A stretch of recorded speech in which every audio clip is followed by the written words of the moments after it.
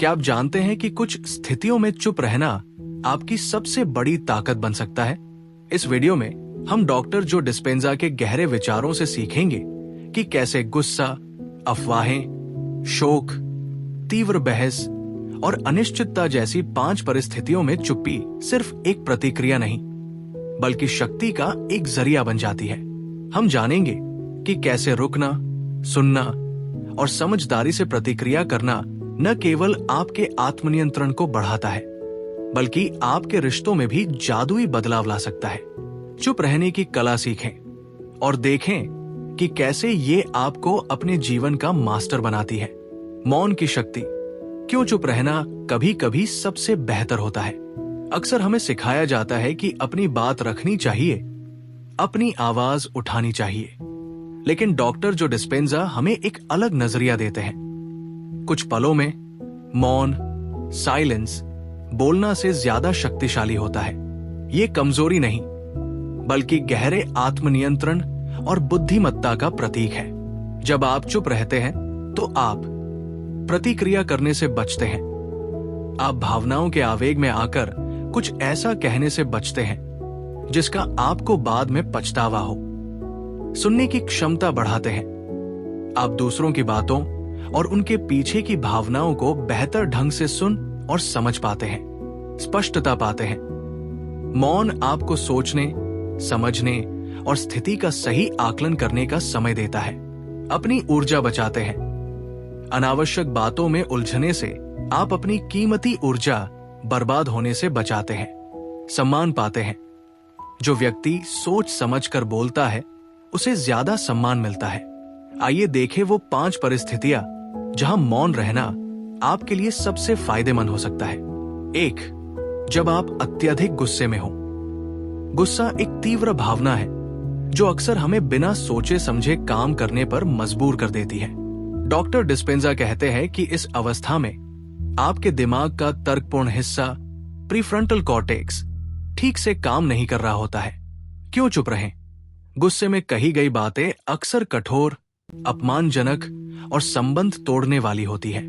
आप ऐसी प्रतिक्रिया दे सकते हैं जिसका आपको बाद में बहुत पछतावा हो। क्या करें? जब आपको बहुत गुस्सा आए तो तुरंत प्रतिक्रिया न दें। गहरी सांस लें। 5 से 10 गहरी सांसें लें। यह आपके शरीर की लड़ो या भागो, फाइट और फ्लाइट प्रतिक्रिया को शांत करने में मदद करेगा।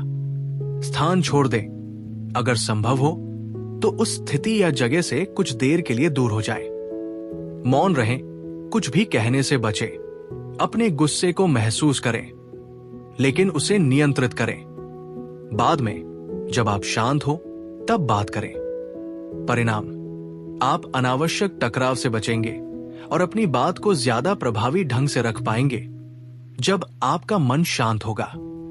यह आपके आत्मनियंत्रण का सच्चा प्रमाण होगा। 2. जब लोग अफवाहें या गपशप कर रहे हों। अफवाहें और गपशप नकारात्मक ऊर्जा फैलाते हैं और अक्सर किसी की प्रतिष्ठा को नुकसान पहुंचाते हैं। ऐसी बातचीत में शामिल होना आपकी अपनी ऊर्जा को भी दूषित करता है। क्यों चुप रहें? अफवाहों में शामिल होकर आप उस नकारात्मकता का हिस्सा बन जाते हैं। यह आपकी विश्वसनीयता को कम कर सकता है और आपको उन लोगों के साथ जोड़ सकता है जिनसे आप जुड़ना नहीं चाहते। क्या करें? दूर हट जाए। अगर संभव हो तो ऐसी बातचीत से शारीरिक रूप से दूर हो जाए। विषय बदलें। अगर आप बातचीत में हैं तो धीरे से विषय बदलने की कोशिश करें। मुस्कुराएं और चुप रहें। अगर आप विषय नहीं बदल सकते तो बस मुस्कुराएं और चुप रहें। अपनी राय या टिप्पणी न दें। परिणाम, आप नकारात्मकता से दूर रहेंगे, अपनी ऊर्जा को बचाएंगे और अपनी प्रतिष्ठा को बनाए रखेंगे। लोग आपको एक समझदार और सकारात्मक व्यक्ति के रूप में देखेंगे। 3. जब कोई गहरे शोक या दुख में हो। जब कोई व्यक्ति गहरे दुख या शोक से गुजर रहा हो तो अक्सर हमारे शब्द कम पड़ जाते हैं या हमारी संवेदनाएं भी उन्हें बेमानी लग सकती है। इस समय शब्दों से ज्यादा उपस्थिति मायने रखती है। क्यों चुप रहें? ऐसे समय में मुझे पता है आप कैसा महसूस करते हैं या सब ठीक हो जाएगा जैसे वाक्यांश अक्सर खोखले या असमर्थ लगते हैं। व्यक्ति को सहानुभूति और समर्थन चाहिए, शब्दों का ढेर नहीं। क्या करें? उपस्थित रहें। बस उस व्यक्ति के पास बैठें या खड़े रहें। अपनी उपस्थिति महसूस कराएं। सुने। अगर वे कुछ कहना चाहते हैं तो ध्यान से सुने, बिना किसी सलाह या टिप्पणी के। गैर मौखिक समर्थन, हाथ पकड़े, कंधा थपथपाएं या बस उनके बगल में चुपचाप बैठें। आपका मौन समर्थन शब्दों से कहीं ज्यादा शक्तिशाली होगा। परिणाम, आप उस व्यक्ति को वास्तव में समर्थित महसूस कराएंगे और उन्हें भावनात्मक रूप से सुरक्षित स्थान प्रदान करेंगे। आपका मौन प्रेम और समझ की गहराई व्यक्त करेगा। 4. जब आप किसी तीव्र बहस में हो। एक बहस तब तक ही आगे बढ़ती है जब तक उसमें दोनों पक्ष प्रतिक्रिया करते रहें। जब एक पक्ष मौन हो जाता है तो बहस की ऊर्जा कम हो जाती है। क्यों चुप रहें? तीव्र बहसें अक्सर तर्कसंगता से दूर हो जाती है और व्यक्तिगत हमलों में बदल जाती है। चुप रहकर आप स्थिति को और बिगड़ने से रोकते हैं। आप दूसरे व्यक्ति को अपनी बात रखने देते हैं, जिससे उन्हें शांत होने का मौका मिलता है। क्या करें? सुने। अपनी बारी का इंतजार करने के बजाय वास्तव में दूसरे व्यक्ति की बात को समझने की कोशिश करें। गहराई से सोचें। तुरंत प्रतिक्रिया देने के बजाय रुकें और सोचें कि आप क्या कहना चाहते हैं और क्या ये वास्तव में जरूरी है। शांत रहें। अपनी शारीरिक भाषा को भी शांत रखें। सवाल पूछें। कभी कभी एक शांत सवाल, जैसे आप ऐसा क्यों महसूस करते हैं, बहस को शांत कर सकता है। परिणाम, आप बहस को बढ़ावे से रोकेंगे।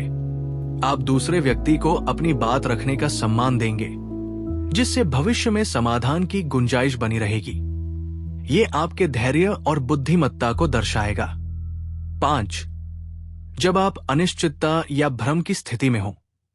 जब आप भ्रमित हो या कोई बड़ा निर्णय लेना हो तो जल्दबाजी में बोलने या कार्य करने से स्थिति और बिगड़ सकती है। क्यों चुप रहें? अनिश्चितता में कही गई बातें अक्सर अस्थिर या विरोधाभासी होती है, जिससे आप और दूसरों के बीच भ्रम पैदा होता है। जल्दबाजी में लिया गया निर्णय गलत हो सकता है। क्या करें? आत्मनिरीक्षण करें। मौन में बैठें और अपने विचारों, भावनाओं और अपनी सहज प्रवृत्ति पर ध्यान दें। जानकारी एकत्र करें।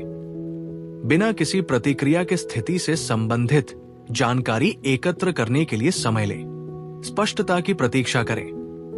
डॉक्टर डिस्पेंजा कहते हैं कि जब आप शांत होते हैं तो ब्रह्मांड आपको संकेत और अंतर्दृष्टि भेजता है।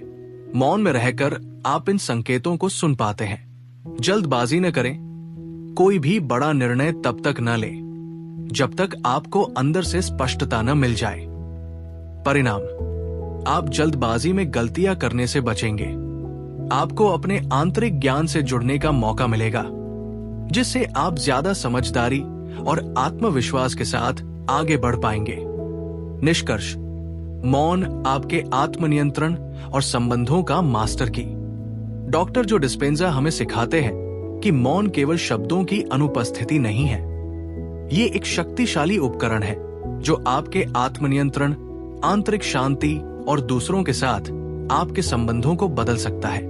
गुस्से में, अफवाहों में, शोक में, तीव्र बहस में और अनिश्चितता में मौन रहना आपको सशक्त बनाता है। यह आपको रुककर सुनने, सोचने और समझदारी से प्रतिक्रिया करने की शक्ति देता है। यह आपको अपनी ऊर्जा बचाने और सम्मान अर्जित करने में मदद करता है। मौन का अभ्यास करें, इसे अपनी आदत बनाएं और देखें कि कैसे ये आपको अपने जीवन का अधिक जागरूक, शांत और शक्तिशाली निर्माता बनाता है। क्या आप इन 5 परिस्थितियों में मौन का अभ्यास करने के लिए तैयार हैं? हमें कमेंट्स में बताएं कि कौन सी परिस्थिति आपके लिए सबसे बड़ी चुनौती है और आप उस पर कैसे काम करेंगे।